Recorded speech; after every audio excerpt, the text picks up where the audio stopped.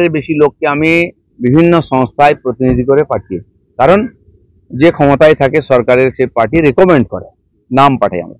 এখনো প্রায় 40টা ডিপার্টমেন্টের ডাইরেক্টর, চেয়ারম্যান আছেন আমাদের কর্মী বা আমাদের সাপোর্টার বা এই ধরনের বিশিষ্ট মানুষ যারা সমাজের, তারা রাজনীতিবিদও নন। সন্ময় ব্যানার্জিও এরকম একজন আছেন, কঙ্কন রেলের চেয়ারম্যান আছেন।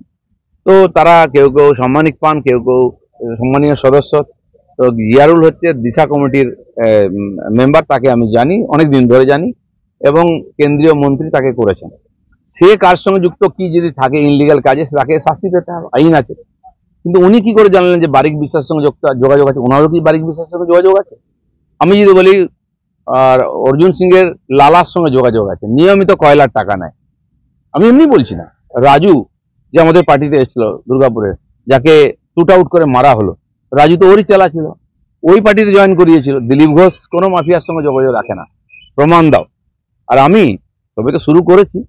কে কে কালো গরুর দুধ খায়, কে পাথরের মূর্তি বিক্রি করে, কে আর বালি খাদান খুঁড়ে বেড়ায়, অনেক আছে যারা ওইখান থেকে এসছেন, সব বোঝা নিয়ে এসছেন।